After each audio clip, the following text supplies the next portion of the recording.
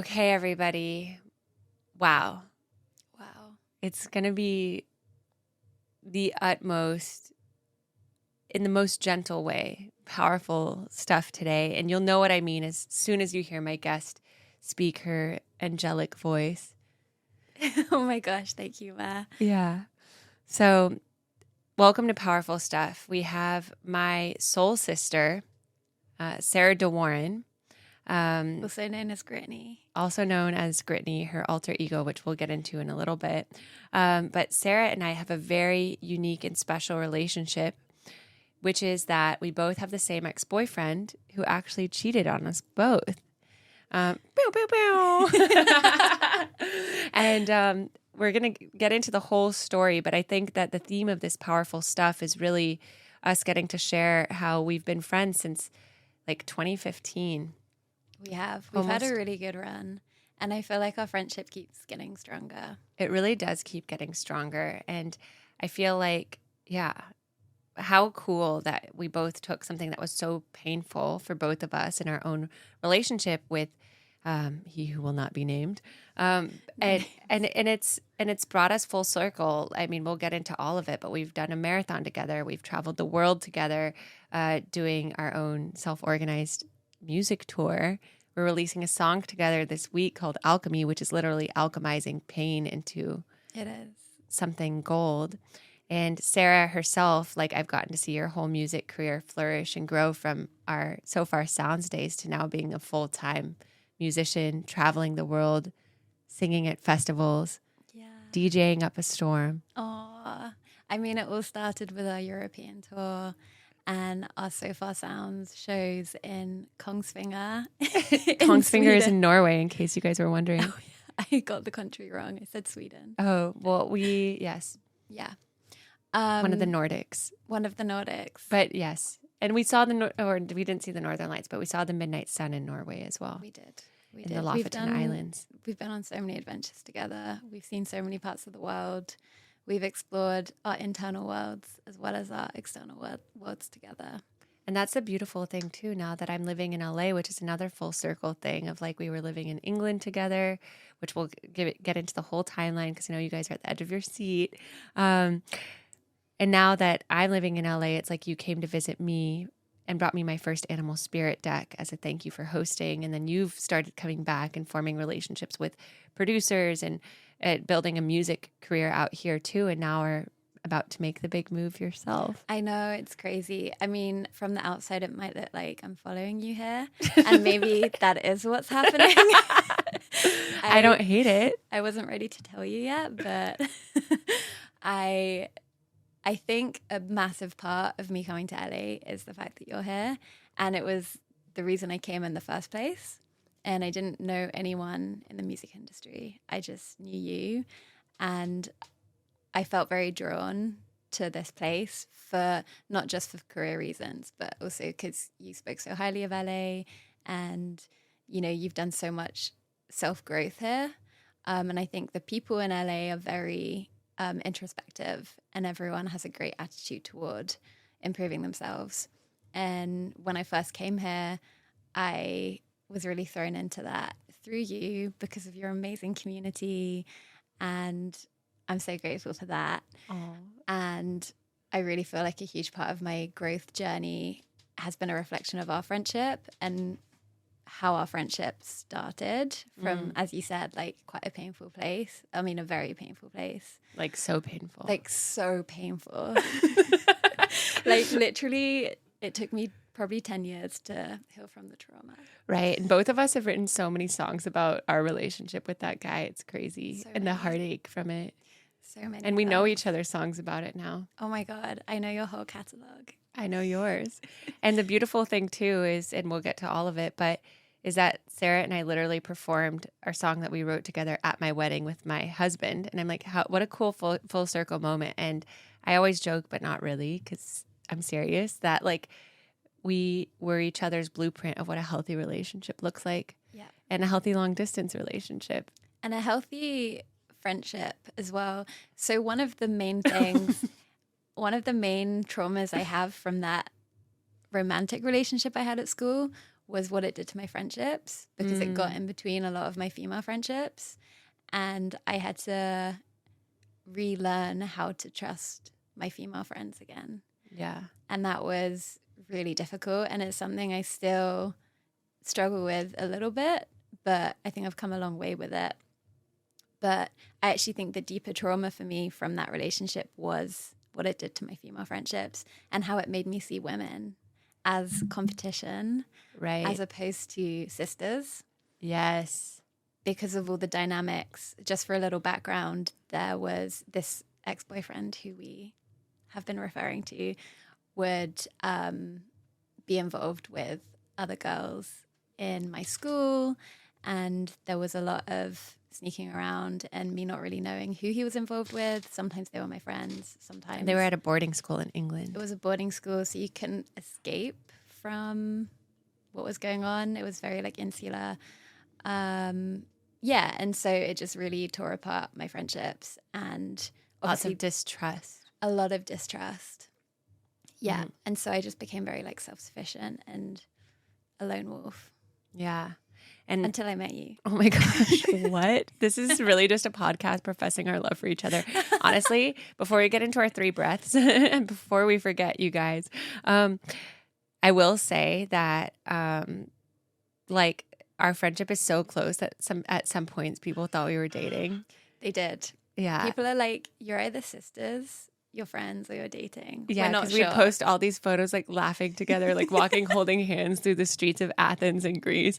like and, leaning over your guitar together. yeah, singing a love song. singing a love song. And people are like, are they dating? And we're like, well, that would be the biggest plot twist. Like he cheated on us and then we got together. Oh, wait, and then the Valentine's Day picture. And then we do have a Valentine's Day photo where we're jumping out of the water in Barbados, back to back, holding each other's back of each other's hands, and our toes are touching in such a way that it looks like a heart. I mean, I don't know if you can even imagine it. In my brain, it doesn't make sense. But if you see the picture, Yeah, I might have to link to the photo in the show notes. Yeah, it's like right here. Yeah, I know. But it's a powerful photo. Okay, with that being said, guys, this is going to be a journey in healing our sisterhood wounds and also in reminding us that sometimes the things that cause us the biggest pain can actually be the biggest catalyst for growth. And I always say that I'm so grateful. Like dating him was one of the best things that ever happened to me in terms of the women it brought into my life. You being one of my best friends. Actually, some of the other women I met through him have gone through my coaching program and are also good friends of mine. And so it's like, and the heartbreak songs that both of us wrote from those were our initial songs that we started touring with. Mm-hmm. And then the resilience songs about coming through the heartbreak and healing again and learning to love again. And learning to love. Yeah. Okay, with that, everyone, we'll do our 3 breaths. And Sarah, if you want to take the middle breath, we'll ping pong it. So everyone just taking a moment to breathing in whatever old wounds that you want to call forth to look at with a new healing, a new light, and exhaling them out, preparing your ears for the wisdom, the medicine, the new downloads that might come from today. And now we'll take an inhale together and just fully accepting, receiving love and generosity from the universe and the women around us. And then breathing out any anxiety around that. And then 3rd breath in, breathing in the love, the coming together, the trust that everything has happened and is happening perfectly, even if you can't see it in this moment. Exhaling that out. Okay, guys. So as we kind of gave a little backstory, a little teaser, do you want to kind of share the high level? I know you kind of shared that you and he were in boarding school. My mom would correct me on that. We're in boarding school. You got together, just kind of the high level of what your relationship was like, and then breaking up and seeing about, when you first started seeing him posting photos of me on Instagram. Oh my gosh. Yeah, just a quick little overview for the listeners and where you were mentally at that time, and then I'll jump in to what the relationship was to me and how we crossed paths. Okay, so picture like a quaint British boarding school with lots of privileged kids. And then like totally healed though. Lots of privileged little brats. And I'm joking. I'm joking. I know you guys already hate him. I joined a year late and I was vegan. So everyone was like, this is Who's this quite girl? a long time ago. So people didn't really know what vegan was. I was just like the odd kid out, had a crush on this guy who was like a really good guitar player. He was dating like an older girl. Eventually they broke up and me and him got together. And then we had like this 4-year on and off relationship where like we'd be super happy and in love. And there were a lot of beautiful moments. We both played music. We like were very passionate about the same types of music. We both loved running. We were both weirdos. Like we had a lot of fun together. But then he had like a lot of trauma that was unhealed. And that manifested as him being unfaithful. And it was just a really toxic time for me, and it was really hard for me to get through school. But I turned to music and I became a really good songwriter in that time because I had nothing else to like pour my heart into at the time. So that was what I lent on, and I'm so grateful that I was relying on that as my outlet because I just spent so many hours writing songs, and I just wouldn't have done that if I didn't have such a painful Experience with him. going on. Yeah. Yeah. And then after school, he goes to Berklee College of Music in Boston, where I'm at Harvard, and I was a cougar, I will admit. He was a few years younger than me. But yeah, in my perspective, I'm like, who is this? And it was right like the month Tinder came out. So I was like, wow, who is this tall guy holding a guitar from England? It was like, it's always the guitar. it's always a guitar. What and do it's girls like, love about guitars? I think also being in, now that I've lived in England, it's like, British guys are amazing, but it's not like the novelty of like they're not that amazing. Trust me. Yeah. Oh my god. In college, you're gonna be like, wow, he has a British accent. So exotic. People are like, oh my god, your accent is exotic, and I'm like, no, it's not. Like, it's really not. No. Oh my god, it's so not. And but anyway, so we ended up dating, and we ended up traveling to Mozambique together, to Morocco together, to Amsterdam. We ended up living together when he was still at Berklee and I had my super senior year at Harvard. We got an apartment together on Newbury Street. And, I felt like I was in love with him, but I also like had these deep feelings of like, I know I deserve to be treated better. And I felt like I was actually giving him power that he didn't even know he had, because he would sometimes go out some nights and be like, oh, I don't want you to come out with me and my friends. Or he'd be like, oh, I'm staying at so-and-so's house tonight. But then he wouldn't answer. And I would see like messages pop up from this girl from Berklee. And he'd be like, oh, she just needs me to come help move something. And also I do remember. So, yeah. And so, red flags. Yeah, red we flags. Would call them. And as we would call them red flags, but at the time my self-worth was like, oh, it like wanted to believe him because it was too painful to break up with him, or like, that subconscious fear of like, oh, he's like this tall, hot British guitar player. Like, what if I can't find better? But it's like versus like the self-worth of like, how does Meredith deserve to be treated? And like, fuck him if he's going to treat me this way. But yeah, so after about a year together in that January, I was graduating from Harvard. He still had time at Berklee, and he's like, I'm still young. Like, I need to go see other people. Like, you should go off and do your own thing. And I think because of him, I applied to Oxford for my master's in a way, because I was like, well, I want to have my own British experience. Like, You should like rewrite that British experience. I need to rewrite this British experience. So in a way, I'm grateful again, because that as well, in addition to the songs that I had started writing, like my biggest song that the listeners might know, no, I'm joking, is Maybe I Won't Come Home Tonight. And that was a song I wrote about, it was like I had a feeling that our relationship was coming to an end 2 months before we broke up. And it was raining in Boston. I was on the Charles River, and I was like, would he even care if I came home tonight? Like, should I let myself go? A movie scene. I know, it was so dramatic. I was like, should I let myself go, or should it was like, maybe I won't come home tonight. Maybe I'll slip away. Maybe my shadow needs a light. Maybe I thought you'd stay. And so I'm grateful for applying to Oxford and that song really, like, I recorded it when I moved to LA for a few months before I moved to England. And it was the song that I would submit that I got to play it on like London Live TV. And it became kind of like my first like song that I really like put forth as Meredith Baker. So grateful for the Heartache cracking me open. Debut single. It was my debut single, after which, Reggae My Blues, my evergreen, Classic. some of the old classics. Really showing your versatility as well. Yeah. Like an emotional ballad and then like a reggae bop. Yeah, I know. And so in the reggae one was like more so me like being like, I need a happy song. Like I'm ready It's like a Taylor Swift Shake It Off. Yeah, Shake It Off. Exactly. Well said. And so that whole thing was going on. The whole year of England was like a year of healing from him, started dating other people, like had my own empowered experience in England.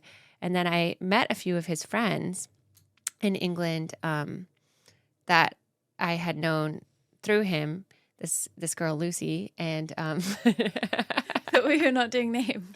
Oh yeah, well, I mean, she was just a friend who introduced us. So yeah, she's an innocent bystander. She's an innocent bystander. We're not doing any names of ex-boyfriends. We agreed before the show.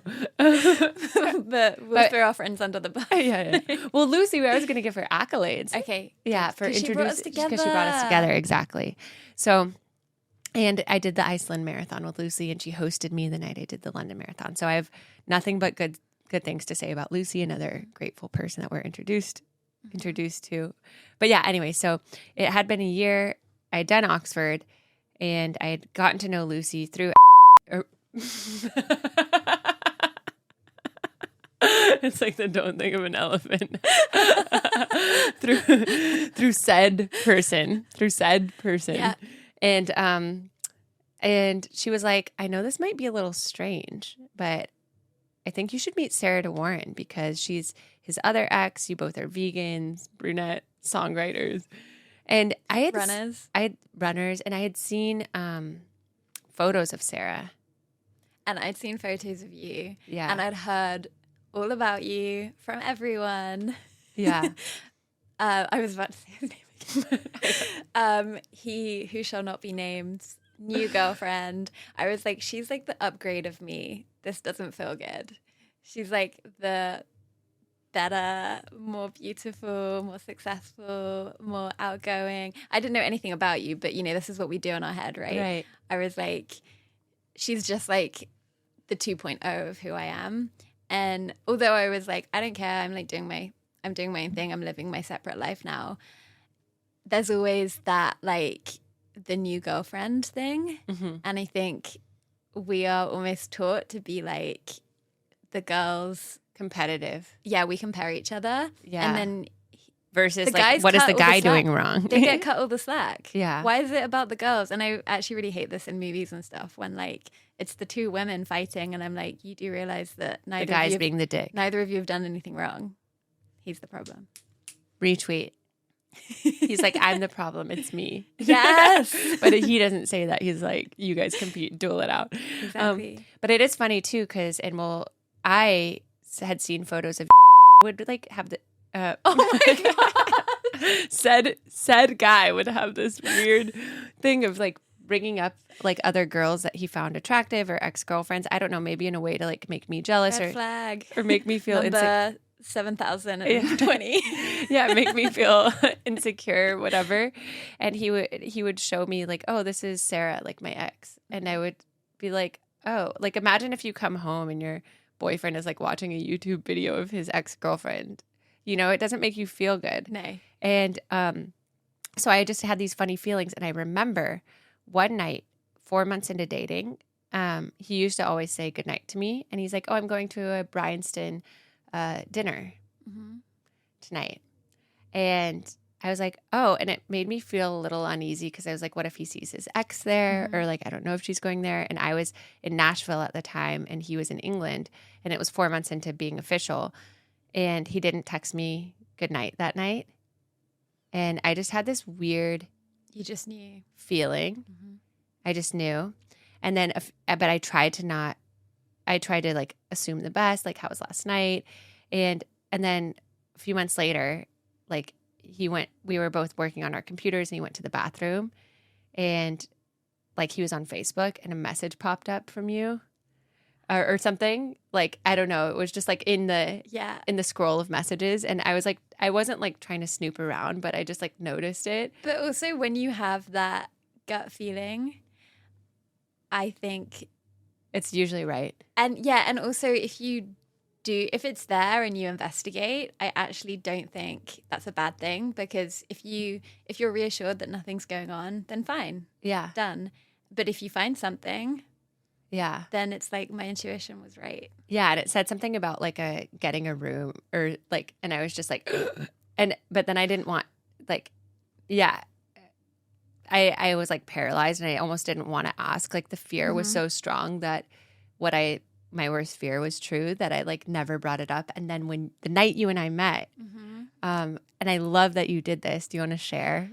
I don't know where this came from, because I was not good at hard conversations at the time. But we had a night with Lucy. We were going out to dinner. We had a really good girls' night. We were night. vibing. Yeah. And we were in the taxi. We were in the back of a taxi. Yeah. And we were having a heart-to-heart. And I said, I just need to tell you, there was this one night where I knew you guys were together. And I saw him. And something happened. And I like felt awful about it. But at the same time, I didn't know you. I didn't know where your relationship was. And my whole relationship with him had been built upon infidelity. Him having multiple relationships with people at the same time. So he was always playing me with someone else. And that's just all I knew from that pattern. And I also had this feeling about you that this wasn't just like a one night hanging out thing. This was one, and I wouldn't not a one night friendship stand. And I wouldn't want our future relationship to be built upon lies. And for some reason, something inside me was just like, I'm saying this, and I don't know. Were you scared? Or nervous? No. And I think that's a testament to like how easy it is to communicate with you, and how well you hold space for difficult conversations. And it just felt like I was sharing something that needed to be shared, but it wasn't scary. And that's why I'm so confused, because if I had to do that now, I would be terrified about it. Yeah. So, yeah. I love that. You're like, our future friendship is too important. I'm so glad you did, because at that point in time, I was like, who knows what happened. At that point in time, it had been over a year since I had broken up with him. But when you said it, I was like, wow, that's so courageous of her. And I respect her so much more for telling me like night one. And B, it was so validating to like my spidey senses last year. Like I knew it. Yeah. That one night that he had that reunion, and I didn't press it or say anything. And it's just a good reminder of like trusting our own intuition. And what's so amazing is like that it started our friendship off from a place of trust, which I do think is so important. And it's like the best time to come clean is at the start of something. Exactly. And I feel like that was like a process of starting to heal the sisterhood wounds of like, he was the one in the wrong. And also like, we're going to prioritize our relationship and our friendship over like, you know, what would be like competing over a guy, exactly. Even though both of us. We were breaking the pattern. We were breaking the pattern. Moment, and I don't think we knew we were doing it. We were breaking the cycle. We were breaking the cycle. Yeah. And I think there was like some input from the universe. Yeah. It was powerful. And it was. What's so funny is you posted like a photo of us on your story. This is my friend. I'm cool now. This is my friend. We're friends. We're sisters, soul sisters. Yeah. And but it must have been funny because like the next day I hadn't heard from him in a year and a half. Oh my God. And the next day he reached out and he was like out the woodwork. Yeah. And he must have felt like panicked or something that we were meeting. His spidey senses were firing too. And now he knows how it feels. And, we're not spiteful at all. So over it. We're #healed. Yeah. He reached out and he's like, hey, would love to just go to the pub and catch up if you're around, as if like we were just like old pals catching up. And I wrote, hey, I know you cheated on me while we were together. I wish you all the best, but I also prefer never to hear from you again. And just like, boom. Boom. And that was that. And that was the last. So concise. Yeah. And it felt so good. I'm like, wow. I had already given myself closure before this, but this truly felt like closure. I just got like a surge of energy when I sent that email of just like, I'm actually done. Because like for a year, I'd been living my life and doing cool things, but kind of secretly hoping that he would like see it and wake up to what he lost. And exactly. And that never happens. But I finally had given myself the closure and became friends with you. And then like that email was like, wow. And then entering into our friendship is almost like coming to a deal with ourselves that there is no going back. Yeah. You know, like it's definitely over. Like the relationship's definitely over. But once you enter a new relationship, like, you know, there's no going back to your ex. Yeah, it would have been not, it wouldn't have worked if either of us are like, I think I want to see him again. Absolutely not. Yeah. Because we were a mirror to each other. Totally. Because it would have been like, this is a bad decision. And when you're just doing it to yourself, you kind of make excuses and you kind of justify it. Yeah. But when you have a friend watching, I feel like we act a lot better. We do. And it's funny you say that because a few weeks into our friendship, you actually got to hold the mirror for me for this one guy that this Irish singer. I went from a British singer to an Irish singer. Just touring the United Kingdom. Touring the United Kingdom. Sampling the men. Yeah. And I wrote my song Cruise Control about this road trip with this Irish singer who was like a fun fling, but wasn't also like, you know, the best. We were all in our 20s then, you know, young and impressionable. But I was like, should I just go see him one last time in Brixton, even though he was being like wishy-washy and inconsistent? And you're just like, if you want to, but this really should be the end, you know? And you kind of already like that. I feel like that fling was like starting to hold the mirror for like these different guys and like a whole, like believing in each other so much and thinking the world of each other to be like, you deserve better. You deserve better. But than also this. like seeing that, looking at a friend and being like, you deserve better, but you have to make your own mistakes so that you can see that too. Yes. And I think that's one of the hardest things about friendship is like giving your friends advice, but supporting them when they make their own decisions. Yeah. And not so being their number one fangirl. Exactly. And be like, you're amazing. Backing them. And we're going to get through this. We will. I'll be here to pick up the pieces. Yeah. And so will you. And we've picked up the pieces for each other so many times. And you have done for me recently a lot in the last year. Oh my gosh, I'm honored. Well, and likewise. And I feel like part of that really has come from like kind of continuing on the theme of like celebration is like we both really like helped each other so much. Like the 2 years that I was living in England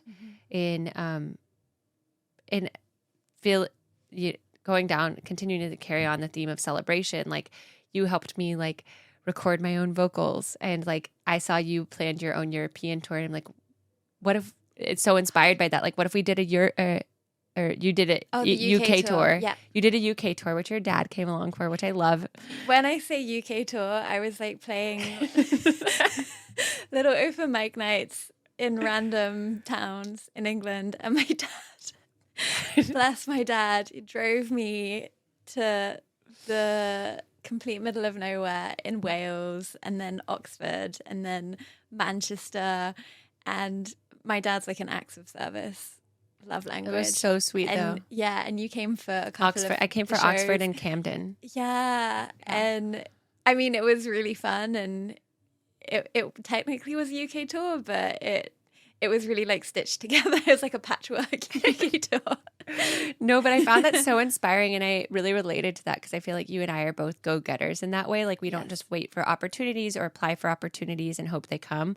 We like created ourselves. And so I was so inspired by that we both then decided to commit to a 3-week European tour where we created a Baker DeWarren management email. We did. So we had a fake manager. So we'd be emailing like our talent, Sarah and Meredith are going to be on a European tour. Would you like to book them? I was like, honestly, so impressed. Like how we did the logistics where we started in Turin and then we did Trieste and we did Hungary. And then we like hitchhiked There was one leg where I was hitchhiked. agonizing over the logistics. Like we were trying to, we hitchhiked through BlaBlaCar. Yeah, blah blah car. Yeah, we were trying to figure out the logistics. How can we get from, was it Trieste to Budapest? It was Trieste to Budapest. Yeah, and we were like, it was really difficult at the time. And I had exhausted all flight options, all train options. And we had these 2 shows that were like 1 day apart. And you know the life of a touring musician. yeah. So crazy. And we just had to make these shows work because the fans would have been disappointed. They would have been like, where are they? So we knew we had to make it work. And so there's this site called BlaBlaCar. I don't know if you guys know it, but it's like it's kind of like a hitchhike site, but a legit one. And you can book, people put their journeys that they're going to be driving, and you can kind of book a seat in their car. And we booked with these students. Oh, I thought there was a gay couple. Oh, Did but we maybe. do 2 trips? One was a student. And do you Okay. remember his driving? No. It was really fast, and Scary. it would be like zoom and then brake really fast. And we were just like, Riding the wave. yeah. Yeah. We're like, we don't have a choice. Yeah. I know. We were like really living life in the fast lane. Literally. But then we crossed the chain bridge or whatever it's called into Budapest, and we were blasting George Ezra's song Budapest. Of course. And it was such a powerful moment. And we're like, is this life? Like, and now we're What? getting paid Yeah. 300 euros to perform at a wine bar in Budapest. And we did a Limestone Cave tour in Budapest, and we did Are we out of the cave yet? we did a Taylor Swift rendition of "Are we out of the cave yet? Are we out of the cave yet? Are we out of the cave yet? Are we out of the cave?" Yeah, I mean, it just feels like it was yesterday. We still need to find that video. I was like, Yeah, that would have been it's in so the great archives. if we had released it the same day. Yeah. 1989, Taylor's version dropped. Yeah, exactly. But yeah, I was so impressed with us that trip that we did that. We it's like incredible. we We sta- really hustled, and we hustled. really made it work. And we got paid. We were paid. we got musicians. paid. I think like we kind of broke even in the end because we did it so cheaply. We did it so cheaply. We'd stay on couches of like the hosts of So Far Sounds, which hosts Yeah. live music around the world. But then some gigs would be at a random bar, and they would pay us like 200 or 300 euros. And they would feed us. where we're like, wow, like they're Yeah. really taking care of musicians. And we did like all in Germany. We actually rented a car to get from Poland to We did. Lithuania. And we accidentally Google Maps rerouted us through Belarus. Oh my God. And I then we was had to go actually back around. terrified. Yeah. We 'cause like went to a random cafe and we were like, where are we? And they They're didn't speak speaking Russian. English, but they were like, we figured out quite quickly we were in Belarus and they looked scared. And that's when they're like, you need to go. yeah, because I was like, oh, this is funny. We're in Belarus. Like not knowing the political situation at Yeah. all, just being this completely like Yeah. random tourist. Yeah. And then we had to reroute and go back. That was like a 9-hour car day. Yeah, that was a lot, but so worth it. So worth it. And we did like talk shows like Radio Luxembourg. We The classic Radio Luxembourg. Poland, did we did Warsaw Radio, we did. and we sang a Polish song there. We did. Yeah. That went down really well. If you guys want to hear it, we still might remember it. Bania Bania Utsigana. Bania Utsigana, hey, Bania Utsigana Dorana. There you go. Shout out to For all the of our Polish fans. listeners, we love you guys. Thanks for staying loyal in Poland. But yeah, I feel like so like things like that. That was like our first. That was 8 months into being friends, and I feel like that marked our kind of just sense of adventure. Like I was like, no, that was the first, not the first time, but I was like, wow, I can see why I fell in love with you. Or yeah, we're okay. We've cat's out of the bag. We've Oh said shit, the name again. We've said the name a few times, so we're not gonna fight it. It could be anyone. It could be someone's nickname. We should do a beep Okay, on it or something. Anyway, we'll figure it out. we'll figure it out. Gotta protect the identity of our victims. No, we're all empowered here, We are. and I'm sure he's learned a lot from it too. It'll be great. We hope. We can only hope. Right. And so all of that's to say, it's like, wow, it's like we're both go-getters. We both like create opportunities. We really divvied up the logistics of the tour and the marketing of it. And I was like, what a cool thing to also be like, we were performing on each other's songs. Like sometimes I would play guitar on your song High. Sometimes you would harmonize on my songs, of truly like a collaborative female friendship where regardless of having the same ex-boyfriend, like removing that, but also helping elevate each other's like visions and careers and like, and how working together you can achieve so much more. yeah. I mean, it sounds so cheesy, but like that European tour, I wouldn't have done that on my own. And like, if we'd have seen each other as competition, we would never have done it together. But we teamed up and we elevated each other and we both got so much out of it. And I honestly think that it was such a solid foundation for where both of our careers have gone now. Totally. Even though it looking back, it's like, it was a fun tour where like no huge opportunities came directly from it. But I think So far, Brighton, we're still waiting for we your tried. booking. We tried. If you're hearing this and you know anyone at So Far Brighton, get in touch. Please put our names forward. We've been trying for 10 years now. But from what we learned on that tour and from what it showed us about what our kind of attitude towards getting what we want and creating opportunities for ourselves, I think it's like a huge part of the foundation of where our careers are now. Right. I agree. I agree. And I think that like the tour was like, yeah, the first moment of that. And then we did little like things in Estonia.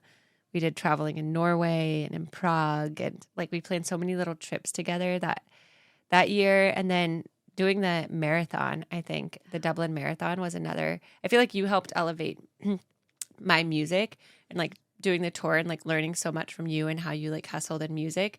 And then it was cool for us to also have this physical challenge that we were doing together that I was grateful to shepherd you into because I had done some marathons before. Some. Done a few back in my day. Just like 20. 25. What? Now 25. Probably at the time. Like, probably at the time like 10 or 15. Oh, only 10 or 15. Yeah, but like it was on nothing. Halloween and we did that together. We did. And we painted our nose and made ourselves little cats. We were little sexy devil cats. Because remember that, I had devil horns. Yeah, we had horns. We had little horns and then a cat face. And at the end of the race, we were still perfectly intact. I know, we looked great. We looked so great. I know. I was like, that slay. Yeah, that finish line was kind to us. And then this sweet little man came with his little notebook and he's like, "Can I interview you for the paper?"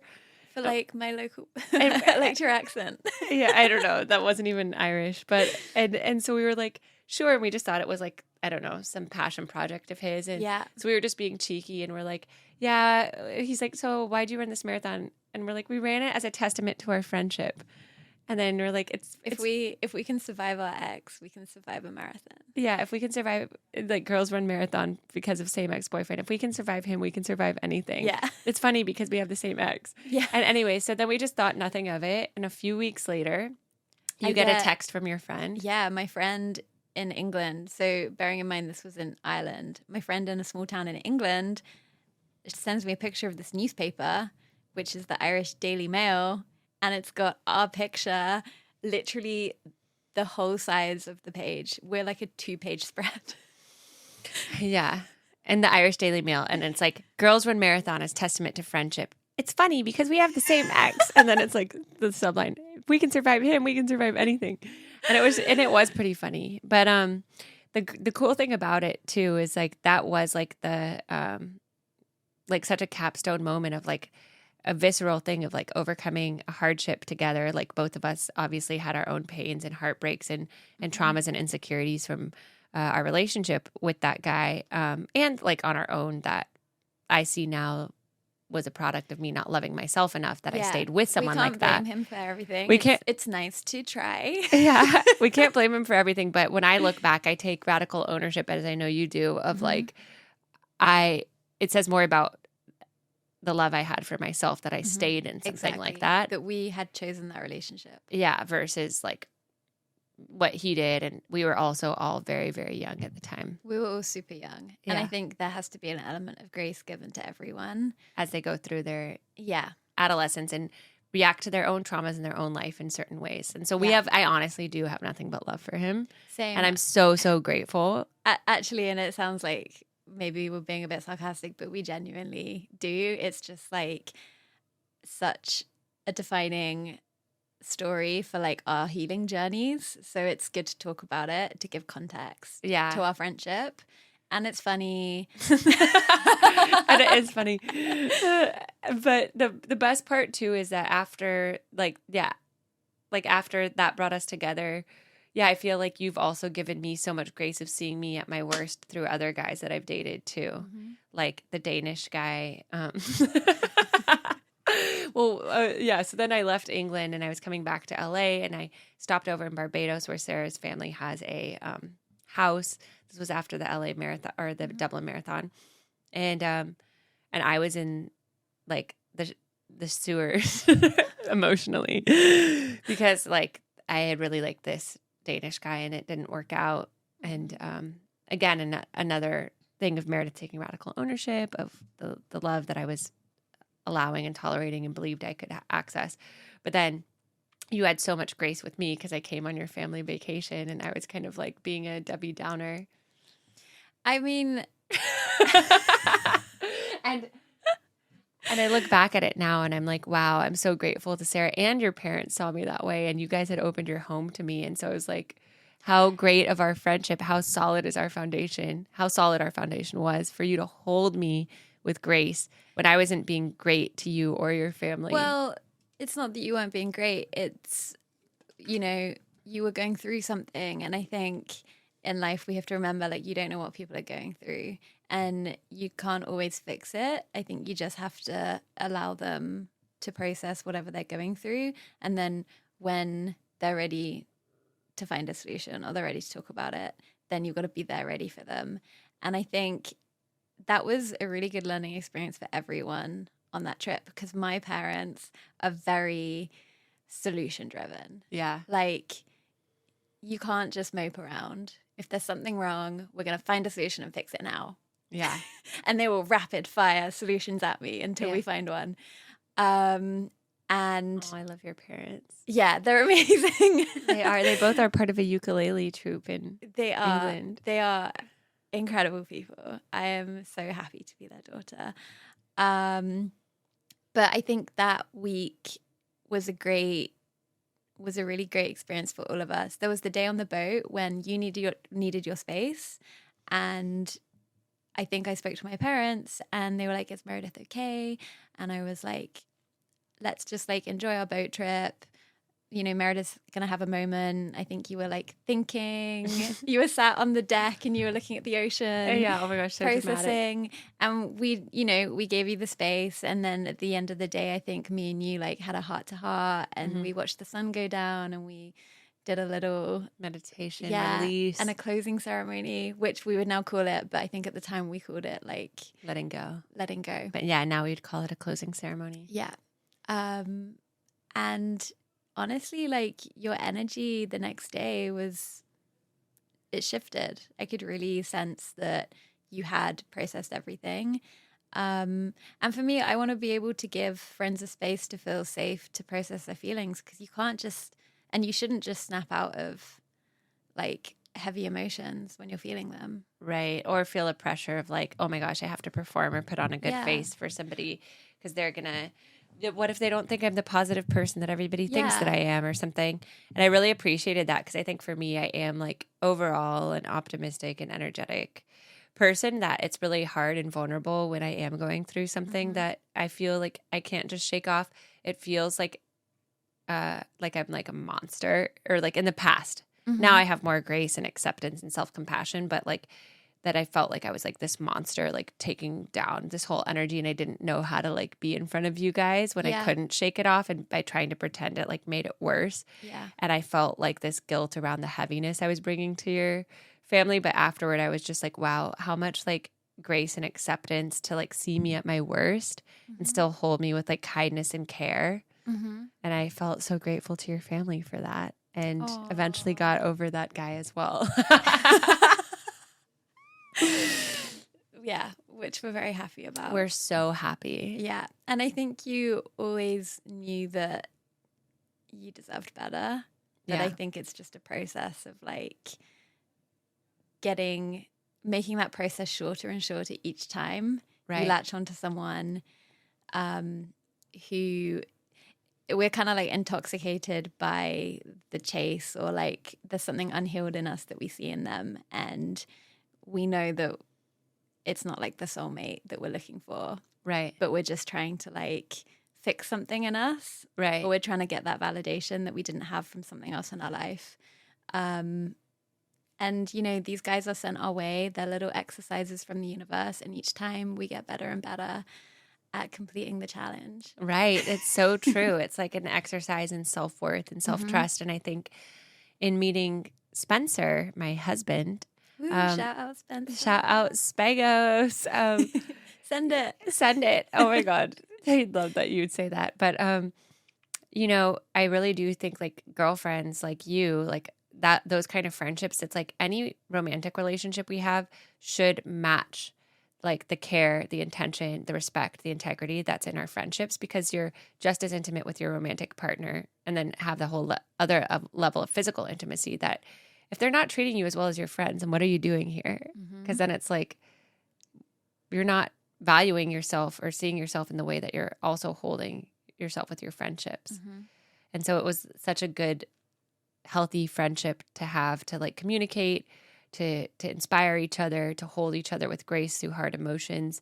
That was like a great blueprint for like what my romantic partner should be, and a great inspiration of like what I wanted to call in, which I eventually did romantically.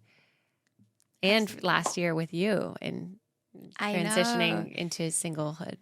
Yeah, which was my hardest breakup ever, because there were no deep issues in our relationship. You were with this guy for like 2 years. We were together for 2 years. By far my healthiest relationship. He taught me so much about communicating, about having emotional conversations in a completely respectful and calm tone, which I think I've harnessed the power of that, and I have seen like how like important that is in relationships now. We grew so much together. We really supported each other's careers. He never judged me, because with my career I have to and I choose to do some unconventional things. Pushing the envelope in your image, which we love. Yeah, and I really put myself out there. It's Gritney, bitch. Exactly. Which is her alter ego. And I feel like he would have supported me through anything. Like, he was my partner. But we were not aligned in the future we wanted. And it was so painful to come away from a relationship like that. But, you know, we're 9 months on now, and it's... And you're friends. We're friends. He came for Christmas. We did it. We figured out how to be friends with our exes. Honestly, we nailed it. Yeah. And it's so sweet, because it was so much love, but it was coming from a place of like, there's no hard feelings. I don't need to be right, or you don't need to be right. It's just this thing isn't right. Yeah. And it's painful, but we both know it's right. And you both handled it with so much trust. And it is so funny, because the two breakups that you have had have both been in LA, both when you're here with me. And so I feel like it's been like a ceremony for us too, of like moving. And when I broke up with my ex, I think you were here too. So we've both like been there for each other as like breakup doulas. Yeah. Of like holding the other, reminding them. Catching each other when we fall. Catching each other when we fall, holding a reflection in the mirror. And I feel like so much has happened for you since that breakup too, of just like, even though like you said, there's nothing but love, it's just like really owning your desire, what you want in every area of your future. And I feel like everything started to align as you've like really called that forth and stepped into that. Absolutely. Yeah. I feel like my whole mindset and my energy switched last year, and the last year has been completely different from the rest of my life. Yeah. So much has changed. Everything has changed. everything has changed. It's been a lot. I'm in my Saturn return, guys. Watch out, Saturn return. And to kind of close out on the story of our friendship, don't worry, we are going to do a part 2 because I feel like we barely scratched the surface. Tip of the iceberg. It's so funny though, because I realize like when I have you or Spencer on, at like a deep friend, but I'm like, you're my first deep, like long-term friend that it's been on the pod. Where it's like I feel the need to tell everyone everything chronologically. I'm like, no detail left out. Yeah. But what I was going to say is like the capstone of what's so cool about the timing of this is that this week we're releasing a song, Alchemy, which we wrote 2 years ago together. Which is why we're here. Which is why we're here. In Alchemy, we wrote kind of like, I believe before I see, I believe in alchemy. And the idea of like trusting our inner wisdom and trusting ourselves so much, even when the outside world doesn't align with it yet, or there's no evidence of it yet. And it's so cool because it was such a special song to write. And I still feel so, I feel so honored and touched when we do our songwriting sessions, because obviously like you've gone on to dedicate your whole life to it, that I'm like, oh, this is so sweet. It's just like the old days that we're still doing session together. Exactly. Meanwhile, you're doing sessions with such big, day one, big producers, big artists. And I'm like honored that Sarah and Mara still get our special little moments. Of course. And I'm honored as well. Oh my gosh. Like, you know, I do music because I love it. So I have the freedom to make whatever music I want. And this is such a big part of my story and who I am as a songwriter. Oh, wow. And so when we write together, it just feels like, of course, I should be doing this. It feels like a hold me and it feels so right. Exactly. Which is a lyric from Sarah's song High, which is written on her socks. What a synchronicity. Wow. I know. It's powerful, That's guys. crazy.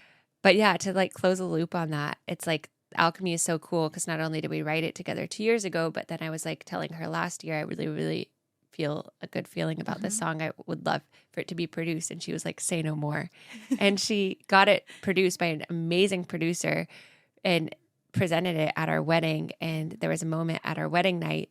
Not only did we play it acoustically for the fans of my captive audience at my wedding in the big teepee on Friday night, but then Saturday night when everyone was dancing, I did an outfit change and pulled Sarah on stage and we played it. And we were like dancing on stage like we were performing it at a concert, and we had like 150 people dancing around us. It was such a good moment. It was like so elevated. It was like a peak moment for our friendship, like us dancing. And in that moment, obviously I love Spencer and it was our wedding, but in that moment it felt like our moment, like you and me and our friendship, like a capstone, like friend moment. I was a little bit like, I'm not trying to like hijack the attention here. This is totally about Meredith and Spencer. But, you know, this is a really special moment to share our song. So sorry. Sorry. We love it. Yeah. But that's the cool thing of our friendship is like continuing to elevate. And the last two things I wanted to mention before we close out with our little rapid fire question for you and quick little Medi for the guests.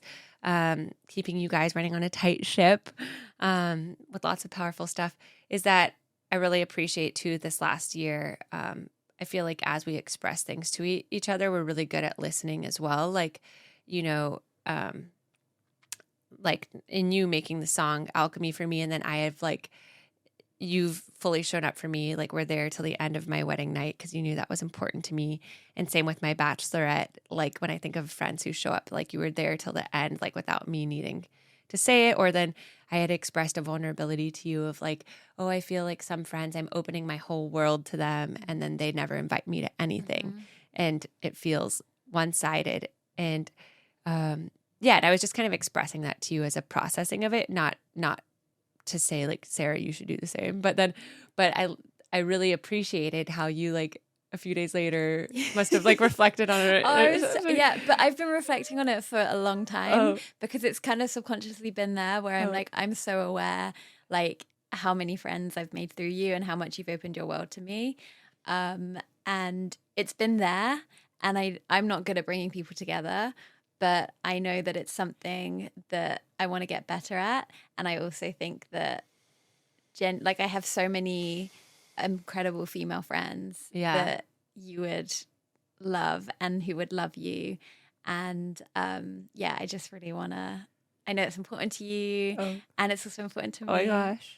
And Wow. so, yeah, it's going to happen. Watch this space. Watch this space. I know next time we're on the pod, I'm like, my whole world has changed because of Sarah's message. But it was sweet because it was just something I had said to you in passing about, not even about you, but about like how I was feeling with like some of my other friendships. And a few days later, you're like, by the way, like, I'm so excited. Like when I'm in LA more, I can't wait to host things and have you meet some of my new music friends. I think you'd really like each other. And it was just such a sweet moment of feeling so seen and heard, of like you being like, I hear you, and like, I want to show up in this way. And I just feel like that's another reason we have such a healthy partnership. Exactly. Love languages. And, we care about how each other feel. Yeah, which is so powerful. So I'll give you an option. You can answer one or the other, and then we'll close out with a little brief, powerful Median questions to send our listeners on their way to heal their own sisterhood wounds, brotherhood wounds, or to just have fun and write a new bop with their bestie. Okay, one of the two questions, Sarah's choice. What is a treasured trigger of yours? As in, what is something that was painful or triggering or upsetting for you, but now you're grateful for? That's not obviously our ex, because we already talked about it this whole episode. Or what is a powerful stuff that you're sitting with, a powerful musing that you're awakening to or realizing at the moment? I'm going to go with option one. Okay.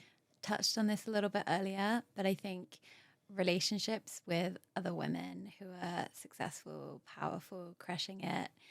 And something that I'm really harnessing the power of now is seeing those women as sisters and reaching out and showing them a lot of love and collaborating with them and hanging out with them and putting a lot of effort into female friendships instead of letting it make me feel insecure.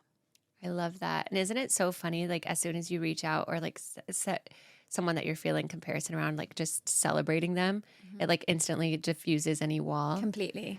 And also I like to say, or this is something that Gabby Bernstein said, the manifestation thought leader, that to view people like that as driftwood in your manifestation, like if they're in your orbit and they're doing that thing, it means it's possible for you too. And the fact that they're there is like a wink from the universe that you're on your path to even have those people in your orbit, even if it's like over social media. And so it's like being in their orbit or like reaching out, celebrating, collaborating. It's like a way of like, oh yeah, we're all, a rising tide raises all boats. Exactly. We're in the same circle. Yeah, I love that. That's beautiful. It's an honor to be in that circle. That's beautiful, Sarah. Yeah. I'm obsessed with that. Okay, we'll close out with our little Medi. Do you want to lead halfway through? I'll toss it to you. Okay. Yeah, sure. A little collaborative med. Little collaborative Medi. This is our first collaborative Medi. Oh my gosh. First, it won't be the last. No pressure. I'll tell you that much. Okay, so just closing your eyes, taking a deep breath in, and exhaling it out. And as you come into deep, steady breath, just noticing what this episode brought up for you in your own thing in your life that might have happened that at the time felt hard or uncomfortable, but it ended up leading to something beautiful. And maybe if you're going through that hard thing right now, breathing into that, breathing into the possibility that 10 years from now, that version of you might look back so grateful for the direction that it caused you to turn to, the new people that you bonded with along the way. And starting to feel that crack, that opening, that sense of possibility that even though you might feel broken or you did feel broken, feeling cracks of gratitude come through as if it broke you open to more expansion, more possibility. And with that, I'll toss it to Sarah as you start to breathe in this possibility. And then channeling the gratitude for the resilience in our bodies and our hearts and our minds. We're so capable of setbacks and then rising back up from these setbacks. And there's really nothing that our bodies can't get through if we show them love and gratitude and if we listen to our intuitions. So just channeling that gratitude for these powerful, strong, resilient bodies and hearts and minds that we've been given. And as you channel that gratitude for these resilient hearts and minds, pouring all that self-love into you, reminding yourself of all the times you've gotten through things before, that you can get through them again, even stronger. And all of the self-love that as you have this self-love, you tolerate less and less of the things that aren't meant for you. And reinvest that love in yourself, and thus able to give love to even more new friendships, even more things and opportunities in your life that you're meant to spread and share your gifts with. Taking a deep breath in. An open mouth exhale. Opening your eyes, coming back into this space. Wow, I always say Sarah's voice is just like a little angel fairy. Oh my God, stop. I'm glad you guys got to experience that.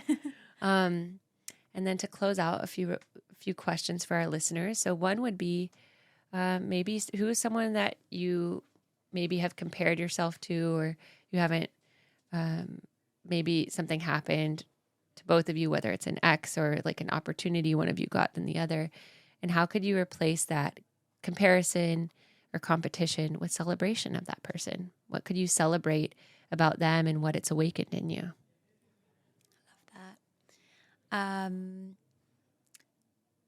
The question I want to ask is thinking about your core friends and how you met those people and how they made you feel in that first moment when you met them. Love that. And then the last question I would say is, who in your life holds the mirror for you and your highest self? How have they pushed you? How can you continue to push them and hold the mirror for them? And who can you text right now and give gratitude for seeing you at your best, even when you felt at your worst? Because when we double down on these relationships, we're saying to the universe, yes, more of this relationship. Yeah. So who can you give gratitude right now for? Wow. I love that one. Yeah. So powerful. What a great episode. Wow. I hope you guys enjoyed that as much as we did. It was so fun to go down memory lane. I know. I love telling our stories. All of our little inside jokes that we got to let you guys in on. Yeah. This is just the surface. Don't worry. Part 2 in the works. Yeah. And later this week, I'll link to it in the show notes. You guys can dance to our song Alchemy together. We're going to do a trifecta of healing songs. Alchemy. Mm-hmm. We have one song, Full Bloom, that we've written yet to produce. And then maybe a shadow side song, Loving Our Shadow. Mm-hmm. Watch the space. In fact, if you guys want to suggest concepts for our next song, drop them in the comments. Put them in the comments. Yeah. We might incorporate them into our lyrics. Who knows? Okay, guys. Well, thank you so much, Sarah, for being on the show. Soul sister from the bottom of my heart. Nothing but love for you. So grateful for our foundation, our relationship being the blueprint for what healthy relationships look like. Exactly. Gratitude to our ex-lovers. We love them all. We love you all. And we honestly, I know we made little jokes. You can have a yes and. Yeah. No, I'm joking. But we're grateful. Love you. So grateful. Thank you for, you guys have excellent taste in women. You absolutely I do want to say, would say that to our ex. I'm like, thank you for having an amazing taste in the women you date. I'm like, is it just me? Yeah. It's also Sarah. Yeah, exactly. When I met you, I was like, I could see it. You're amazing. I can see that. Yeah. Okay. Well, thanks, guys. And we'll see you next week for more powerful stuff. Yay. Pew, pew, pew, pew, pew, pew.